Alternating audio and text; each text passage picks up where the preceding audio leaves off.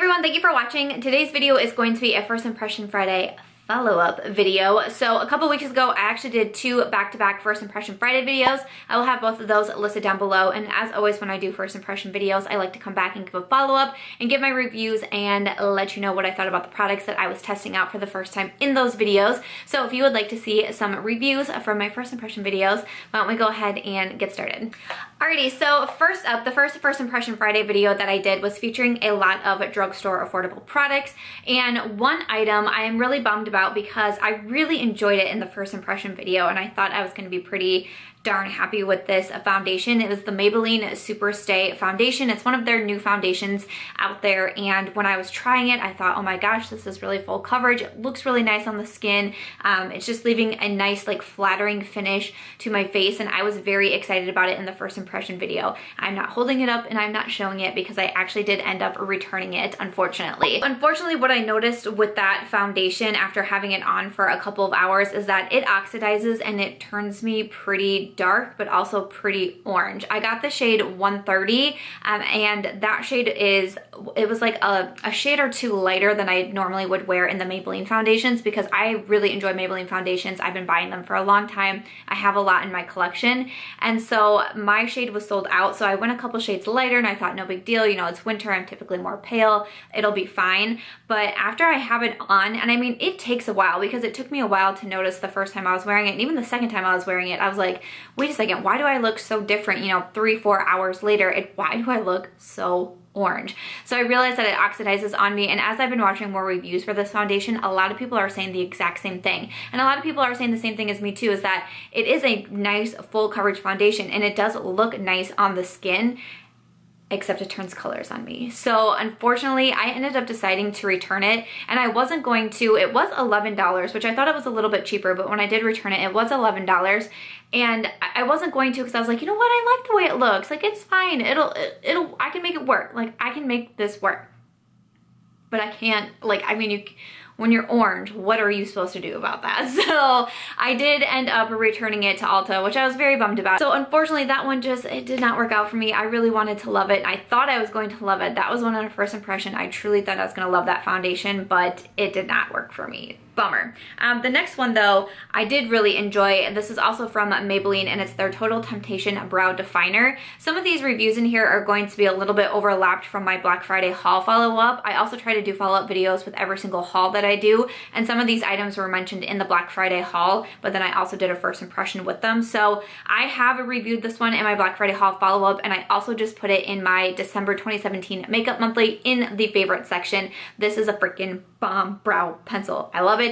I've been telling everybody how much I love it. I get so many compliments every time I wear this on my brows. I get so many compliments. I absolutely enjoyed this one. If you're a fan of the Benefit Goof Proof, reminds me of that one. It has a teardrop shape here, but it's like smaller and thinner than the Goof Proof. I also really enjoy the spoolie. It has like this cute little spoolie on the other end. The spoolie works great. I enjoy the color, which is in blonde. It's not too light. It's a really good match for my brows actually, but I love the way that my brows look with this, and it's very quick and easy to use. So I believe this one is like in the $8 range. I think I paid $7.99 for it at Ulta, and I would highly recommend the brow pencil.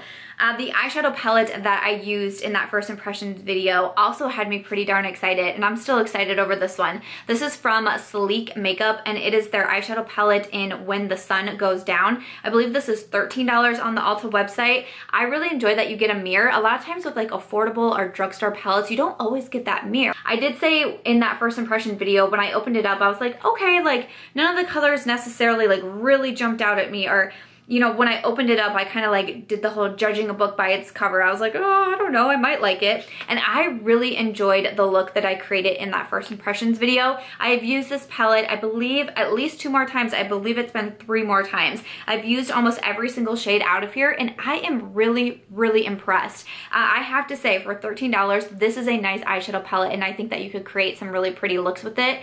It's not a formula that necessarily absolutely blows me away, and you know, like I'm shouting from the rooftops about this one that everybody needs this palette, but it is a good quality eyeshadow palette. I really enjoyed the tones in here. If these are kind of like your shades, I think that you would really like this palette, but couple all of that with the mirror. I mean, this is definitely worth the $13. And even, you know, you can get it at Ulta, say you have like your $3.50 coupon to make it a little bit cheaper. This is definitely worth the money. Very impressed with Sleek Makeup from trying this palette, and I'm excited because I just got some more palettes. My friend Candace actually sent me a little Sleek Makeup set, and it has another Sleek Makeup eyeshadow palette in there. So I wanted to keep playing with this one so I could get this review out before I started playing with the new ones, but I'll definitely be trying out more from the Sleek Makeup eyeshadow palettes. I think these are really good quality, and I was very excited to find that.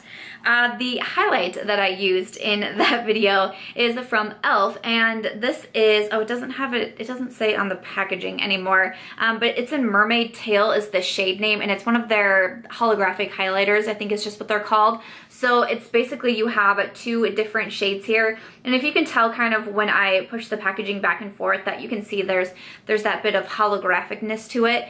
I said in my first impression video that I wasn't necessarily like blown away by this. I'm not really a holographic highlight type of girl. I've been trying to go that route, and there's some that I do enjoy, but I think the reason why I didn't necessarily fall in love with this is because to me it wasn't like super holographic, but it's also not like a standard typical highlight. It kind of like falls somewhere in between. So I either want like holographic or iridescent or funky, or I want a regular highlight, and this one's like kind of in the middle. Like it's not completely 100% sure what it wants to be. But I will say that I mixed the 2 colors in that video, and that was my favorite way to apply it. If I do just kind of like this paler color over here or just the blue color, honestly, it really barely shows up when doing it that way. I have to mix them together, and then you do get kind of like a funky purple, which is interesting, but again, like that's just not what I'm normally reaching for. So this one I didn't quite love. It is e.l.f. It's affordable. You have a mirror, which is nice. If that is your vibes, I mean, for the $5 or $6 that this is from e.l.f., I think that you could like it. It wasn't a favorite of mine, and I don't know, I was a little bit underwhelmed by this guy. But I will say that I have another product here from e.l.f. that I have been really enjoying. This is one of their liquid matte lipsticks, and this is in the shade Praline. I really do like these liquid lipsticks. They are, I believe it's either $5 or $6 again, so it's really affordable for a liquid lipstick. First of all, I love this color. Like, this is my kind of color. I absolutely love kind of that nude brown, kind of like a warm brown. I thought that was really nice.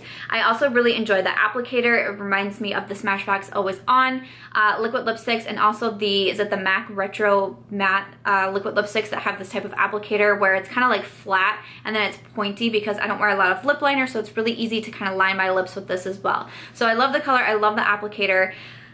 I will say that it doesn't last forever, and I guess for a $5 liquid lipstick, I guess I can't, you know, if I'm paying like over $20, I want that liquid lipstick to last forever. This one doesn't last the longest. It is fairly easy to reapply because it's not super moussey. It's not the thinnest liquid lipstick I've ever tried, and I do tend to prefer more thin, almost kind of like watery type liquid lipsticks. I just feel like they're really easy to reapply if needed. I don't like really moussey ones, and this one is not even really in the middle. It just has like a slight bit of moussiness to it.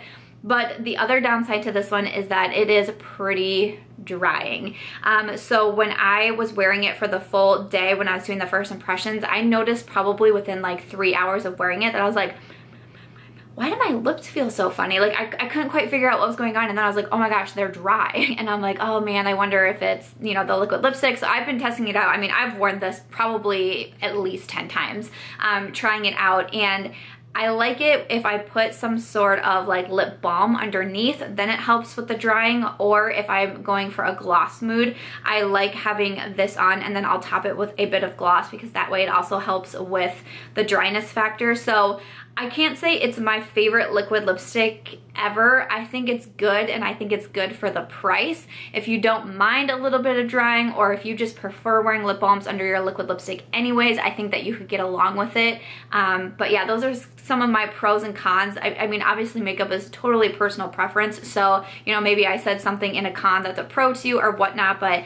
those were kind of my thoughts on the e.l.f. liquid lipstick. Moving over to my next first impression Friday video, the foundation foundation that I tried out in there was this new one from Nars. This is their Natural Radiant Longwear Foundation. It's a new foundation. It is $49. This was the first Nars foundation that I was trying. I have my shade in Deauville, I believe is how you pronounce it, and I actually did look and see on the Sephora website. I don't know if you guys know, but if you create like a profile with Sephora, you can put in there, like what I did was one of my first high-end foundations was the Clinique Beyond Perfecting foundation. So I went in there and selected that Clinique foundation and then my shade, and then it will automatically shade match me to whatever foundation I'm looking at on the Sephora website. So when I pull up any sort of foundation, immediately the box with my like selected shade will pop up right away, which is really cool. I didn't know about that until fairly recently, so I thought I'd mention that in case anyone was wondering. And actually it has me shade matched to, is it Punjabi? Now I can't remember what it is, but it's actually 3 shades darker than this one. I did get this sent to me from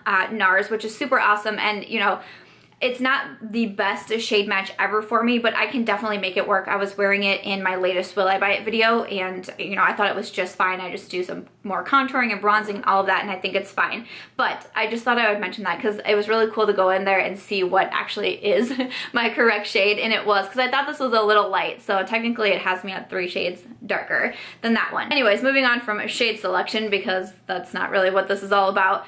This foundation, I think, again, is good. It didn't turn into my favorite, but I will say that I liked it more than I thought I did in the first impression video. I even made a comment in the first impression video. I said, you know, I'll come back in a few weeks and let you know how I like it, if I like it. Like, I made sure to put in if I like it, because I was like, I don't really know if I enjoy this foundation yet. I felt like maybe it was kind of sitting on my skin a little bit weird. I will say that I prefer using this one with a beauty blender. It's not necessarily a super thick foundation. It's not like super thick or mattifying. It's a pretty decent full coverage, I would say. It covers up a lot, but it doesn't look too heavy on the skin. It does also say it's Radiant Longwear, and I don't know if I feel necessarily like radiant or dewy or anything like that when I wear this, but I also don't really lean matte at all. How it says it's natural, like that's what I think. I think it just kind of looks like my skin, just like a little oomph better, but not necessarily radiant and not necessarily matte. So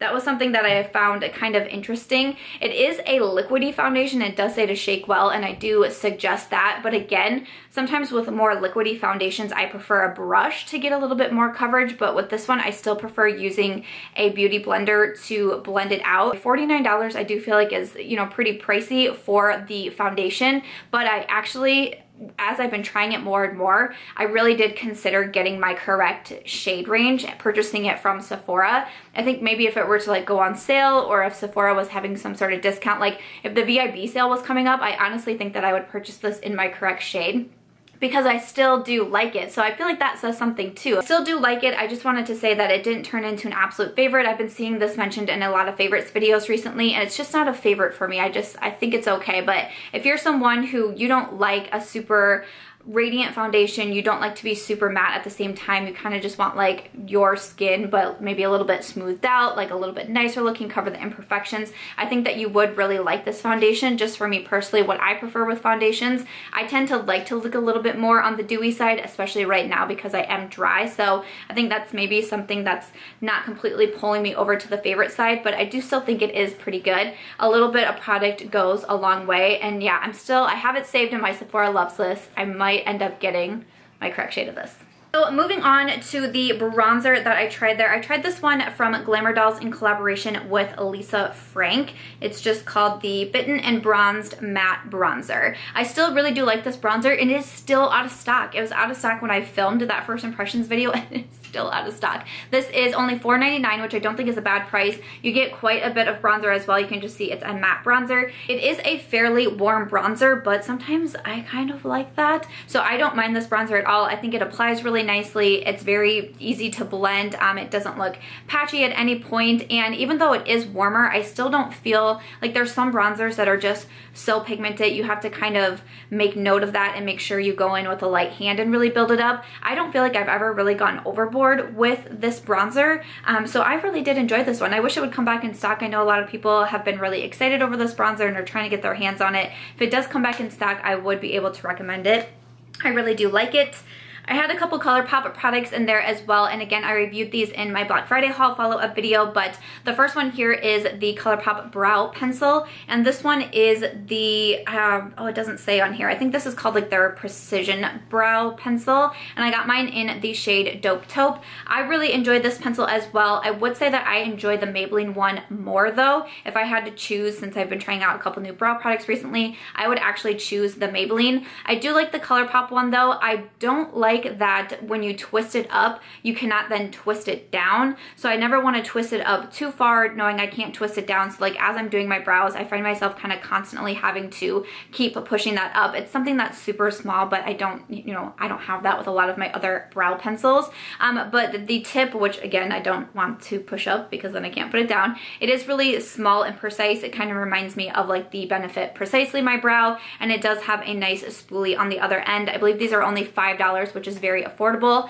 I do like the shade Dope Taupe for me, but I feel like it maybe pulls a little bit on the red side, like red auburn side, which I kind of noticed right away as well, and I really do think that, but I like it. I think it's nice and quick and easy to use. I would repurchase this again, especially at only the $5, but again, if I'm comparing this and Maybelline, I am preferring the Maybelline.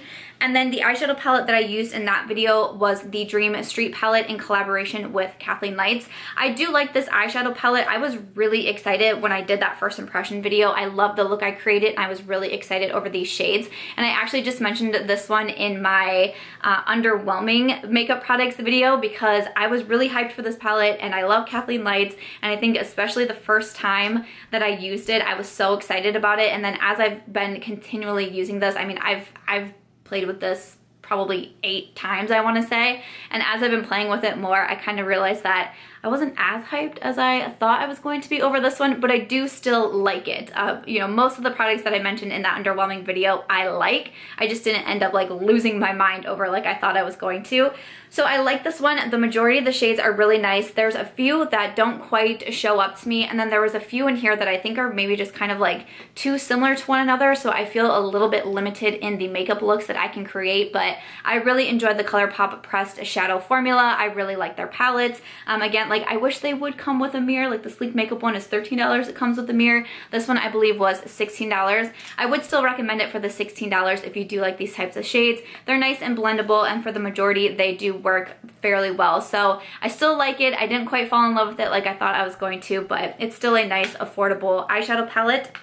And then the last product that I have for the first impression follow-up video is this mascara from EyeKo. This is the Lash Alert mascara. It says Wake Up and Go mascara. It is, I think it's $26 I want to say on the Ulta website, which is pricey, and I am not always a huge fan of mascaras, mostly because I wear false lashes almost every single day. So I very rarely tend to reach for mascaras, especially higher priced mascaras, because it just doesn't always seem worth it to me. Mascaras, you know, go bad very fast, and you have to constantly be remembering when you open them and discarding them at a good time and all of that. So I will say that about mascaras, but this one is pretty darn good. It does give the lashes a lot of length. It doesn't really do anything for volume, but if you have nice thick lashes and you're always just looking to make them a little bit longer, I think that you would like this mascara. I really did like the wand for this one. It has just a slight curve to it, and then it's kind of on the thin side, but I feel like it kind of gets right up in there at the base of the lashes and really like pulls it through and extends and makes the lashes longer.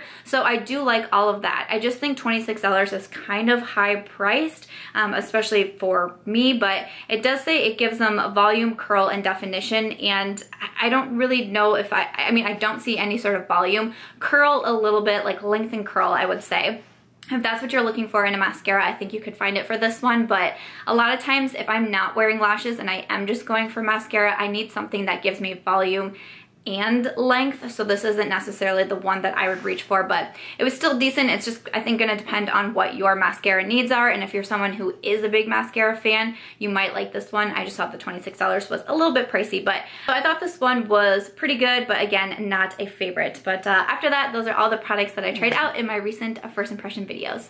Alright guys, that is everything for this First Impression Friday follow-up video. I hope that you guys still enjoy the follow-ups. I think they're really important to do, especially for first impressions, but also hauls. So I love being able to come back and give my reviews on everything. I'd love to know what you thought from the first impressions to the follow-up and now review. Did anything surprise you? Have you tried any of these products out yourself, and what do you think of them? But if you guys did enjoy this video or you found it helpful, I hope that you will give it a thumbs up. I hope that you will also consider subscribing before you go, and I will catch you guys in my next video.